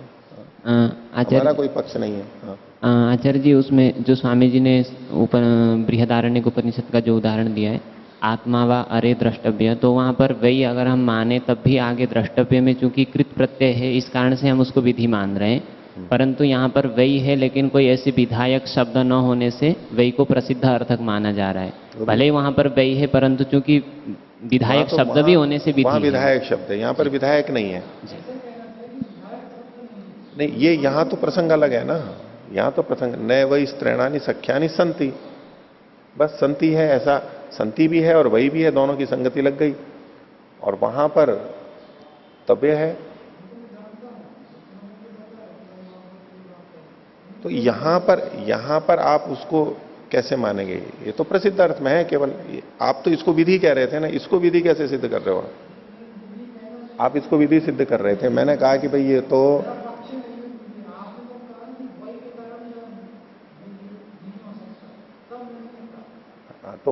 वही के कारण विधि नहीं हो सकती, तो उससे उसमें कारण नहीं है, तो उस कारण का खंडन कर रहा हूं मैं, ना कि विधि। हाँ, उससे पहले का ये तो वचन आ ही गया ना कि आप इसको विधि मान रहे हो। बात तो ये है। नहीं, विधि नहीं मान रहा हूं मेरा। तभी तो वही का खंडन कर रहे हो। आपने तो इसको विधि रूप में ही तो कहा था। मूल बात तो यही थी। कुछ भी हो, यदि वो हेतु गलत दे तो गलत हेतु को हम क्यों स्वीकार करें? नहीं, गलत हेतु को नहीं स्वीकार कर रहे। यहाँ तो इन्होंने लिखा है, हम मान के चलते हैं कि ऐसा ही होगा, लेकिन ये विधि नहीं है। मूल प्रश्न ये है कि ये विधि है अथवा प्रसिद्धि को बताया जा रहा है। अब इसको, आपका जो आधार था वो तब सिद्ध होता है जब आप इसको विधि मानते हो। आप इसको विधि मान करके कथन कर रहे हो। आप अपना पक्ष रखो ना, विधि कैसे है ये? मैं विधि नहीं कह रहा हूं, इन्होंने जो हेतु दिया तो वो सिद्ध नहीं होगा कि इससे सिद्ध हो गया कि गृहस्थी को मुक्ति नहीं होती है। बात ही नहीं आती है। अनेकांतिक हेतु जो होता है वो सभ्य विचार हेत्वाभास होता है। आप अपने पक्ष को सिद्ध नहीं कर पा रहे हो। पक्ष में रहा है कि हेतु गलत है। दूसरे ने जो हेतु दिया बस उसी को खंडित करके अपनी विजय मान रहे हो। विजय की बात ही नहीं। विधि बताओ, सीधी बात है। अपनी विधि का तो आप कोई हेतु प्रस्तुत नहीं कर पा रहे, वितंडा होगा ये। अपने पक्ष में तो कोई हेतु नहीं रखा, दूसरे ने जो हेतु रखा उसको खंडित करके अपनी विजय मान रहे हो। अच्छा, दूसरा व्यक्ति गलत हेतु रख दे तो उसको मान लेना चाहिए? ऐसा नहीं कह रहा हूं। और क्या आप करो ना खंडित, लेकिन उससे आपका पक्ष सिद्ध नहीं हो जाता। मैं पक्ष कहाँ रखा हूं? मैंने कहा ही नहीं, एक बार भी नहीं कहा कि हाँ विधि है। वो विधि आपने कहा कि ये विधि है क्या? मैंने कहा ही नहीं कि ये विधि है। चलो इसको छोड़ दो। मेरे को तो ऐसा ही समझ में आया जो सारी चर्चा थी, क्योंकि मैंने कहा कि भाई इससे ये तो सिद्ध नहीं होता। आपने कहा कि इससे ये होता है कि गृहस्थी मुक्ति में नहीं जा सकता। यहाँ तक तो ठीक है। ये इससे सिद्ध होता है। हमने कहा कि इससे तो सिद्ध नहीं होता है। आपने कहा कि नहीं, ये विधि है। आपने पक्ष में यही बनेगा। मैं अगर ये कहूं कि ये केवल प्रसिद्धि मात्र है, तो आपका पक्ष क्या दूसरा है कि नहीं, इससे यहाँ पर प्रसिद्धि नहीं है, यहाँ विधान है। आप नहीं, नहीं बोल रहे हो। नहीं वैतंडिक बोल रहा का हूं। वैतंडिक का पक्ष तो होता ही है, बोले या ना बोले। आचार्य जी, मैं कह रहा हूँ, जी। आप जब कहेंगे ये प्रसिद्धि मात्र के लिए विधान नहीं है, हाँ। तो मेरा प्रश्न है ये प्रसिद्धि अर्थ में कैसे है? प्रसिद्धि अर्थ में है, शास्त्र यही वचन कह रहा आप है। कहेंगे वही कारण से, हाँ। और वही को जो हेतु के रूप में प्रस्तुत है वो हेतु गलत है, ये मेरा कहना है। वो हो सकता है, यहां शास्त्रकार वही को प्रसिद्धि अर्थ में मान रहे हैं, हम तो वचन को कह रहे हैं। शास्त्र में भाष्यकार ने ये कहा है, हमारा प्रमाण ही यही है। यहां ये प्रसिद्धि अर्थ में मान रहे हैं, मैं वही शब्द पे नहीं केंद्रित हूं। शास्त्रकार ने ये लिखा है, भाष्यकार ने ये लिखा है, वो प्रमाण के रूप में प्रस्तुत कर रहा हूं कि यहां पर प्रसिद्धि अर्थ में है। इस वाक्य में खास तौर से, चलो दूसरी जगह हो या ना हो, आप इनके हेतु को खंडित करें, व्यभिचारी करें, लेकिन नैव स्त्राणी सख्यानि संति, यहां पर तो प्रसिद्धि अर्थ में ही है, तभी ये दृष्टांत के रूप में दिया है। मेरा प्रतिपादन केवल ये था, ये प्रसिद्धि के अर्थ में है। वहाँ पर भी जो उपनिषद का उदाहरण दिए थे स्वामी जी, आत्मा वही द्रष्टव्य, वहाँ पे भी हम निश्चय अर्थ में देख सकते हैं कि द्रष्टव्य तो निश्चय से, प्रसिद्धि से आत्मा ही है, अन्य कोई द्रष्टव्य नहीं वास्तव में। हाँ, नहीं, वो निश्चय के अर्थ में है। और दूसरा, वहां पर वाह और वही दोनों पक्ष हो सकते हैं ना, है? तो वाह मानेंगे। हाँ। आगे और शब्द पड़ा है, हाँ। तो सवर्ण दीर्घ प्राप्त था, सवर्ण दीर्घ नहीं होता है वहाँ। जरूरी नहीं है। नहीं नहीं, विवक्षा से वो ये संधि को किसी उपनिषद में आप संधि रहित कार्य दिखा नहीं सकते, किसी भी उपनिषद में। उपनिषद में निश्चित रूप से संहिता कार्य करके ही रखते हैं। चलो, मैं हो सकता है, ये मेरे को नहीं पता इसका। कि किसी भाई मुद्रा का वाला ऐसे कर दिया होगा तो अलग बात है। अच्छा, आपने- इसके विग्रह में, इस वचन के विग्रह के अंदर देखते हैं, हाँ। तो पदच्छेद करते हैं, उसमें वही लिखा हुआ है सबने, वही मिलेगा। वही मिला है या वाह है? सत्यव्रत जी है या शंकराचार्य की है? हाँ, और भी बहुत सारे उसमें हैं। वो देख लेते हैं, देख लेते हैं नीचे क्या लिखा हुआ है। विग्रह अगर संधि है तो विग्रह में वही दे देते हैं फिर वो। हाँ। आचार्य जी, अगर हम वो जो आत्मा बा अरे वाला मंत्र मतलब वचन है, वहाँ पर भी वही को अगर जैसे इन्होंने प्रसिद्धि अर्थक माना है, वैसा ही अगर माने वहाँ पर, तब भी मुझे लग रहा है कि कोई दोष नहीं आएगा। नहीं, दोष तो कुछ भी आत्मा नहीं है। वही मतलब प्रसिद्ध जो आत्मा है वो द्रष्टव्य है। इसी प्रकार से यहाँ पर भी जो बताया जा रहा है वो इंद्र और हरि का संबंध प्रसिद्ध है, ये नहीं बताया जा रहा है। अभी तो प्रसिद्ध जो पूर्व पक्ष और उत्तर पक्ष हैं, तो पूर्वा पक्षक्षा परपक्ष वा, तो यहाँ नहीं, पर प्रसिद्ध अर्थ में है, लेकिन उस वाक्य का हम लोग सामान्यतः अर्थ लेते हैं, आत्मा व अरे द्रष्टव्य है, उसका जो बोला और करा जाता है ना, वो निश्चय अर्थ को बताते हुए किया जाता है कि और कोई चीजें द्रष्टव्य श्रोतव्य नहीं है, आत्मा ही है। उसका जो प्रचलित अर्थ है वो निश्चय परक हम अर्थ लेते हैं। हो सकता है वहां निश्चय अर्थ ना हो, सामान्य प्रसिद्ध अर्थ भी लिया जा सकता है, आपत्ति उसमें भी नहीं है, लेकिन इस वचन को निश्चय परक में ही प्रस्तुत किया जाता है। मतलब मैं ये कहना चाह रहा था कि वही शब्द से पूर्व में जो रखा गया है उसकी प्रसिद्धि को बताने के लिए वही शब्द यहाँ पर दोनों जगह पे आया है। केवल पूर्व पद के लिए ही नहीं होता है, जैसे न वही स्त्रैणानि सख्यानि संति, अब इसमें पूर्व पद की तो कोई ऐसी बात नहीं है, पूरे में हम घटा सकते हैं कहीं भी, जो है ना। और यहां भले ही ठीक है, आप पूर्व पक्ष उत्तर पक्ष को वही के साथ में जोड़ सकते हैं।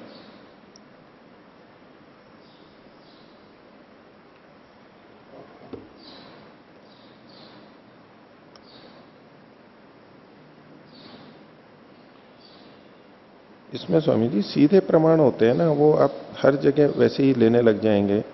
ठीक है, परोक्ष रूप से तो बहुत सारे मिलते हैं, अपने अपने पक्ष में परोक्ष अर्थ लेने वाले तो बहुत सारे मिल जाते हैं। मुख्य बात है कि वहां तो फिर हर जगह हम यहीं अटकेंगे, या ये भी अर्थ हो सकता है, वो भी अर्थ हो सकता है। एक होता है कि मुख्य जो प्रमाण होता है ना, यहाँ तो मुख्य प्रमाण से ही निर्णय होगा और किसी से नहीं हो सकता है, कठिन है। हाँ, ये तो हिंदी में लिखा है इन्होंने, संस्कृत वाला नहीं है ना, ये शंकर भाष्य नहीं है ना, ये तो इन्होंने वो निकाल लिया।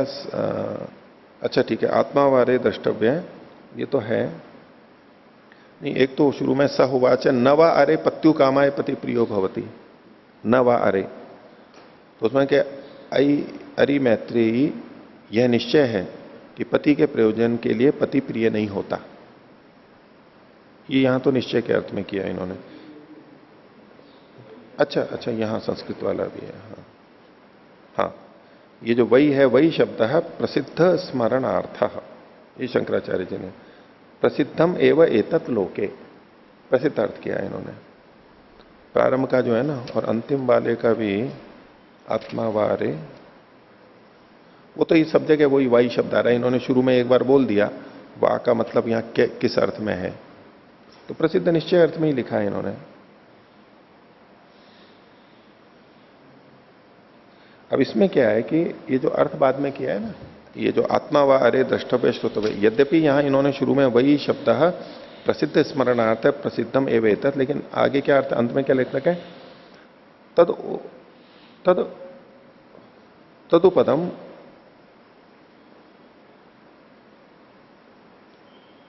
जो भी सर्प प्रत्यय है,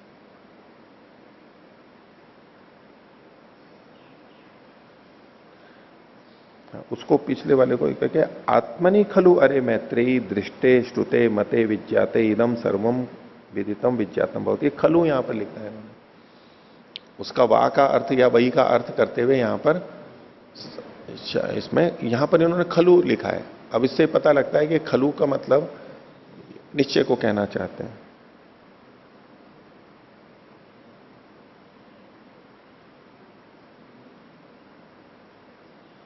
हिंदी में भी जो लिखा है ना इन्होंने, हे मैत्री, आत्मा का दर्शन श्रवण मनन और ज्ञान होने पर निश्चय ही यह सब विदित अर्थात ज्ञात हो जाता है।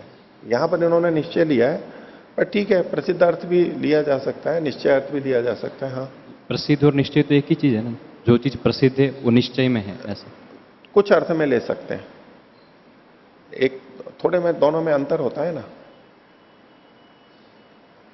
ले सकते हैं, ठीक है।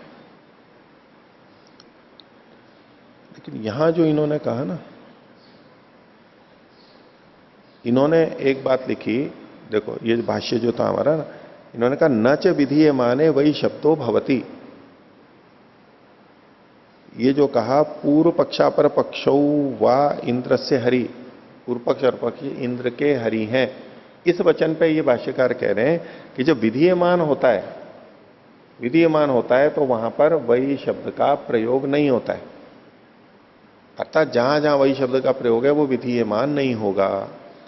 तो ये वही मतलब यहां पूर्व पक्ष अपर पक्ष के लिए कहा जा रहा है कि पूर्व पक्ष अपर पक्ष वही जो कहा जा रहा है, तो यहां पूर्व पक्ष अपर पक्ष की विधि नहीं की जा रही है कि ये इसके हरि हैं, इंद्र के। अच्छा, अब अपन यहां लगाएंगे इस बात को जो वहां उन्होंने कही है, ये प्रसिद्ध वचनों ही एष दृष्ट। अब यहां जा कहेंगे स होवाच न वा अरे पत्यु कामाय पति प्रियो भवती।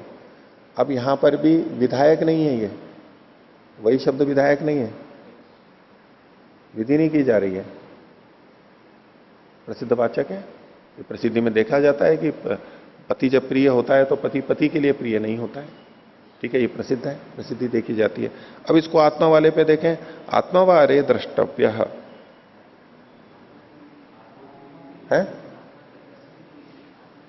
हाँ आत्मा की विधि नहीं है। तो अब नहीं, एक तो ये प्रसिद्धि हम पूरे वाक्य की लें, वही का मतलब, एक जो आप कह रहे थे कि पूर्व पद पे लें, एक तो कहें कि प्रसिद्ध जो आत्मा है वह द्रष्टव्य है और द्रष्टव्य की विधि है, एक कहें कि आत्मा द्रष्टव्य है ये प्रसिद्ध है। आत्मा द्रष्टव्य है, द्रष्टव्य मतलब तव्यत प्रत्यय विधि में ही तो नहीं आता है ना, उसके योग्य है, दर्शन के योग्य है, दर्शन करना चाहिए, ये उसके साथ में जुड़ के परोक्ष रूप से आता है कि इसके योग्य है, योग्य है तो विधि भी हो जाती है, लेकिन केवल चाहिए अर्थ में भी तो है ना, उसमें भी ले सकते हैं, सीधी विधि ना करते हुए भी उसको ले सकते हैं। तो एक तो ये होगा कि पूर्व पद यानी प्रसिद्ध आत्मा द्रष्टव्य है और द्रष्टव्य में यहां पर विधि की जा रही है। एक है कि आत्मा, अरे आत्मा द्रष्टव्य है ये प्रसिद्ध है, आत्मा ही द्रष्टव्य दर्शन के योग्य है, विधि नहीं की जा रही है।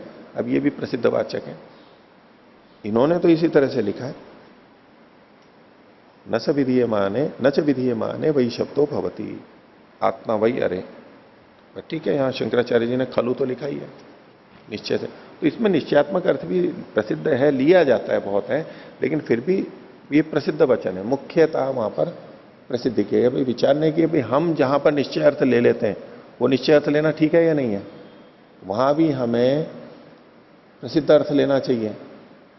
अगर इस मीमांसा वाले भाष्य से को लेकर के हम ऐसा कुछ सिद्धांत निकालते हैं, अभी तो हम दोनों अर्थ लेते हैं, लेकिन हो सकता है ऐसा और ऐसा करके हम अर्थ करें तो कुछ विशेषता आ जाए।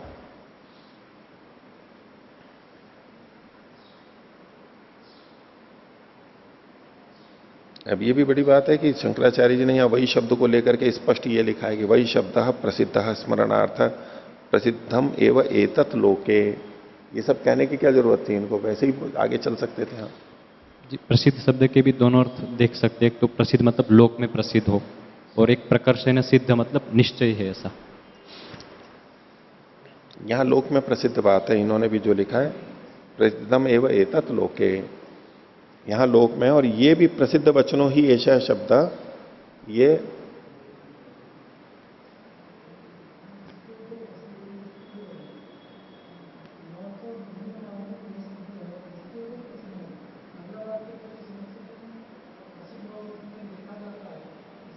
बंद है वो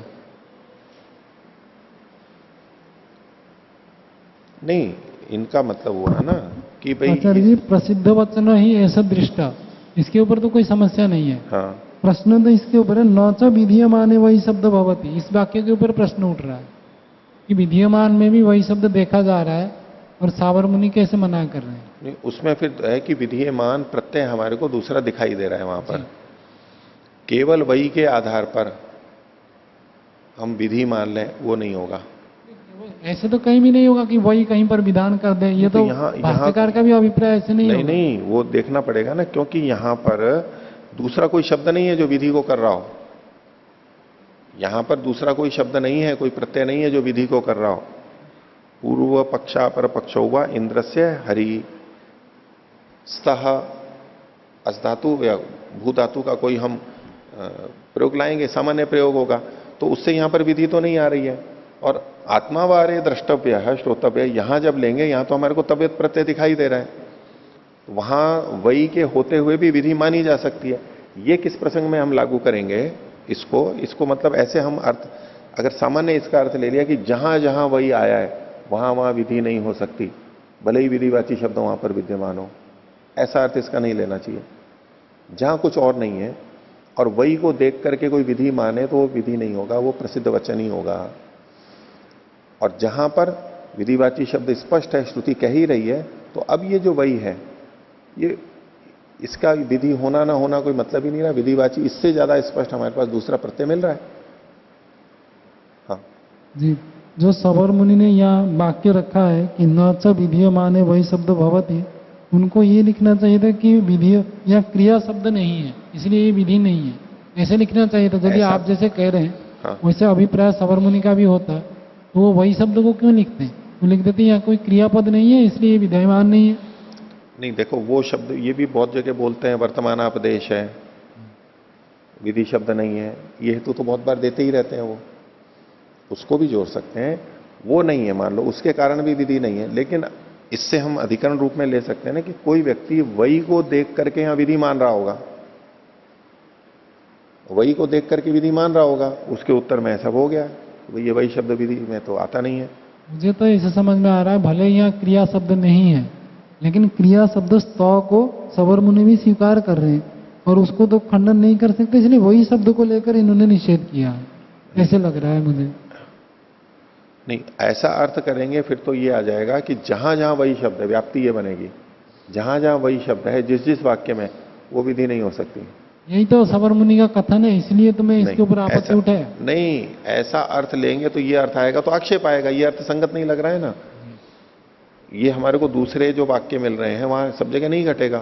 तो व्याख्यान तो विशेष प्रतिपत्ति, हम गलत अर्थ ले रहे हैं, फिर हमारे को खंडन लग रहा है उसका कि गलत हो गया, वो अर्थ लेना ही नहीं है यहां पर, उस अर्थ को लेंगे ही नहीं यहां पर। अब यहां भी न वही स्त्रैणानि सख्यानि संति, संति की जगह यहां अगर सीधा विधि वाक्य होता तो प्रश्न ही नहीं उठता। फिर अभी जो वही शब्द आया है, अब यहां वही से कोई इसको विधि मानने लगे तो ये विधि नहीं मानी जाएगी। वही से यहां पर विधि नहीं ली जा सकती इस वाक्य में, न वही स्त्रैणानि सख्यानि संति। यहाँ संति शब्द पड़ा है और वहाँ स्त शब्द नहीं है, इस कारण से वो विधि नहीं है। नहीं, वापस की जगह क्या लाओगे वहां पर? साक्षात नहीं है लेकिन अत्याहार से क्या आएगा? ही आए। सही आएगा ना, जी। तो ठीक है। तो स्तव इसलिए शब्द इसलिए विधि नहीं, शब्द नहीं है वहां पर। और कहीं पर हमारे को विधि करनी भी होती है तो वर्तमानाप देश में भी वो विधि मानते हैं। वर्तमानाप देश में उसको या तो लेट लकार मानते हैं या तो वर्तमान में होते हुए भी वहां पर विधि मानी जाती है। वो तो ठीक। ठीक है, नहीं वो विपरीत भी जाता है ना। एक तरफ वर्तमान का कथन होने से विधि का निषेध कर रहे हैं और कहीं वर्तमान को देख करके भी विधि माननी पड़ती है। वो तो सर्वशास्त्र प्रसिद्ध है, उसमें तो कोई बात नहीं। ठीक है। नच विधि माने वही शब्दों भवती। ये तो विवेचना की बात है ना। इन्होंने एक बात लिखी है और कुछ आधार पे लिखी होगी, तो ठीक है नहीं है, इस पे चर्चा की बात है।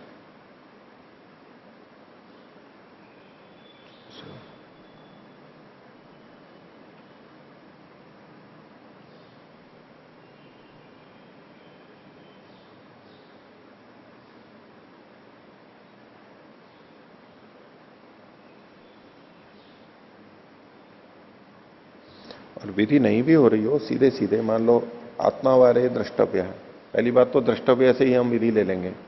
और अगर विधि नहीं भी मानेंगे तो सामान्य कथन है तो वो स्तुति तो है ही, और विधि नहीं होते हुए भी परोक्ष रूप से वो हमारे को उधर प्रेरित करने के लिए ही है। आत्मा देखने किसी की योग्यता बता रहे हैं कि आत्मा देखने के योग्य है, तो उसका मतलब ही यही निकलेगा। अंततः विधि में जाएगा, सीधे नहीं जाएगा, परोक्ष रूप से तो विधि जाएगी। ठीक है, तो आगे का पाठ तो फिर आगे देखेंगे। और कोई किसी को पूछना है तो।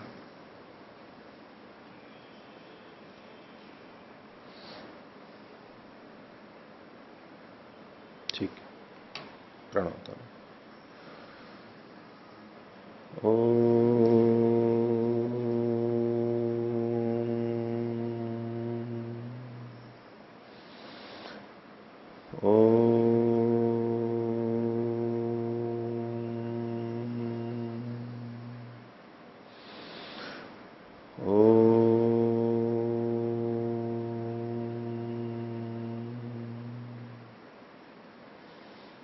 सभी को सादर अभिवादन। ओम शांति।